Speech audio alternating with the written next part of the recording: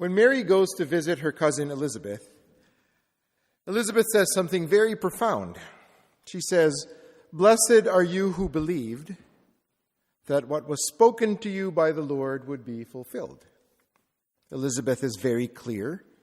Mary has been blessed not because of any good deeds she has done, not because of any giving to charity, not because of finding the perfect gift at the mall, but simply because she believed. The angel told her that she was to conceive and bear a son, and she said yes. One simple act. Yes. And now we see this young teenage girl who probably doesn't really understand what is happening to her and how this is all possible. I'm sure she's frightened. She definitely doesn't understand what is happening to her. And somehow she's told that she's pregnant. Try to explain that rationally. Lucky for us, Mary believed the angel.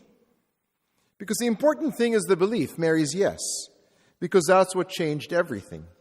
And so Elizabeth can say, "Blessed are you who believed that what was spoken to you by the Lord would be fulfilled."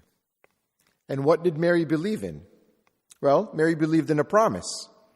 We've been hearing a lot of promises lately. 2 weeks ago, John the Baptist proclaimed that every valley shall be filled, every mountain and hill shall be made low, the crooked roads shall be made straight, the rough ways made smooth. In other words, whatever we expect, we are going to get the opposite, because things are not as they seem.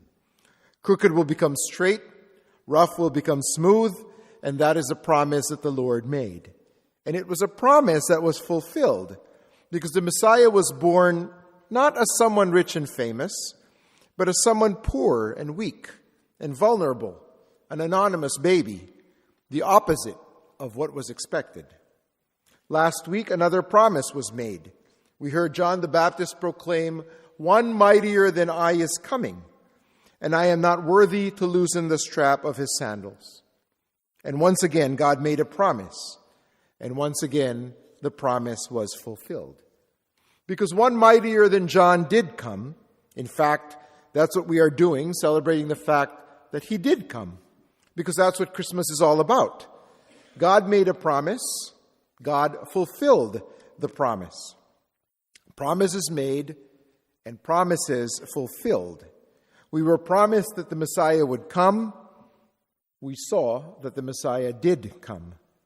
So this week we hear another promise. It's the very same thing we've been hearing, only phrased in a different way.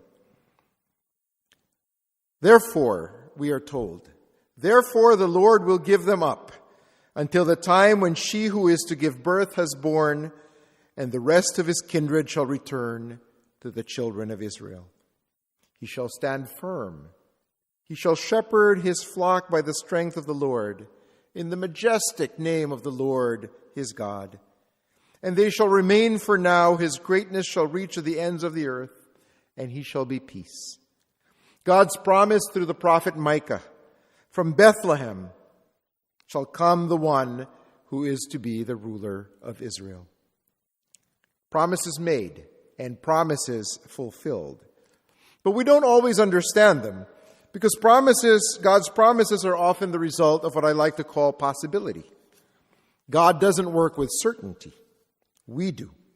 We expect things to happen the way we want them to. There's a particular certainty, a predictability, if you will, in the way that we act. But God does not seem to want to work with certainty, at least not what we think of as certainty. No, I think God works with possibility. Because the messenger was not some slick high priest. Neither was he some sort of celebrity. The messenger was the one least likely to be chosen. John the Baptist, the wild man who lives out in the desert. The guy who eats locusts and bugs. The guy who doesn't cut his hair and probably hasn't bathed in a while. Not somebody you want to invite over for dinner. The messenger is not the one we would choose. Oh no. The messenger is not the result of certainty. The messenger is a result of possibility. Because God has this way of turning things upside down, the person none of us would choose to be the messenger is the very same person charged with preparing the way of the Lord. Because God has a way of turning things upside down, He comes into the world through an unwed teenager in a backwater town in Palestine. Not at all what we expected. And once again, God does not seem to want to work with certainty. God seems to want to work with possibility. Because instead of coming through the clouds in a blaze of glory, the Son of God came anonymously. Instead of a strong warrior who would fight for what is right, we got a peacemaker who told us to turn the other cheek. And instead of God coming as God, God came as one of us. There's no certainty there, only possibility. The scandal is that God takes it to the extreme.